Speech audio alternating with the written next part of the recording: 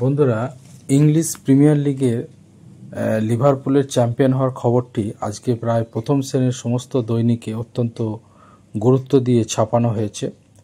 আমি আনন্দবাজার এবং প্রতিদিন পেপার থেকে আপনাদের খবরটি দেখাচ্ছি।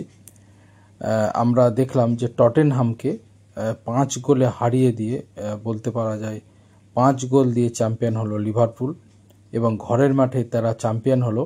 এখনও কিন্তু তাদের ইংলিশ প্রিমিয়ার লিগে এখনও 4টি ম্যাচ তাদের বাকি রয়েছে। তা সত্ত্বেও এই মরশুমে অর্থাৎ 2024-25 মরশুমে কিন্তু ইংলিশ প্রিমিয়ার লিগ চ্যাম্পিয়ন হলো লিভারপুল, অর্থাৎ মোহাম্মদ সালাদের টিম। এবং আমরা দেখলাম যে ম্যানচেস্টার ইউনাইটেড প্রায় হতাশাজনক পারফরমেন্স করলো।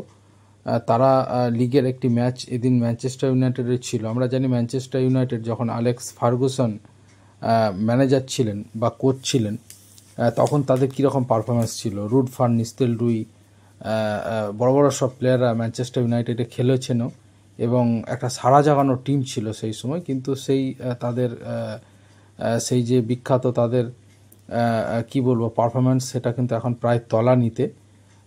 আমরা এটাও দেখলাম যে লিভারপুল কিন্তু ইংলিশ প্রিমিয়ার লিগ চ্যাম্পিয়ন শুধু হলো না, তারা কিন্তু 20তম এটা চ্যাম্পিয়ন হলো। আমরা জানি ম্যানচেস্টার ইউনাইটেডেরই 20 বার কিন্তু English premier league EPL champion হওয়ার কিন্তু কৃতিত্ব তাদের ছিল। সেই কৃতিত্ব কিন্তু এই দিন মোহাম্মদ সালাদের টিম অর্থাৎ লিভারপুল কিন্তু অর্জন করলো।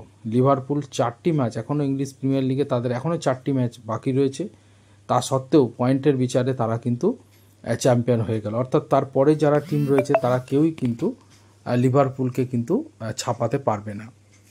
এবং এই 4টি ম্যাচেও যদিও লিভারপুল কিন্তু তারা বলেইছে যে তারা অবশ্যই তারা চেষ্টা করবে যাতে জয়ের ধারা অব্যাহত থাকে।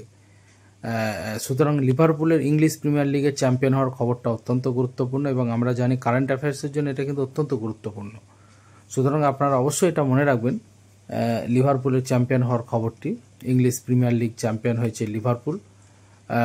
তারা অবশ্যই 20তম ম্যাচ জিতলেন এবং তারা কিন্তু ম্যানচেস্টার সিটিকে হারিয়ে দিয়েছেন। অন্যদিকে আরেকটি খবর আমি বলবো, সেটা হচ্ছে এফএ কাপের কিন্তু ফাইনালে পৌঁছে গেছে ম্যানচেস্টার সিটি। ম্যানচেস্টার সিটি আরও একটি টিম আমরা জানি ইংল্যান্ডে, তারা কিন্তু এফএ কাপের ফাইনালে উঠে গেছে। এফএ কাপের ফাইনাল ম্যাচ হবে সম্ভবত 17ই মে বা 13ই মে হতে পারে।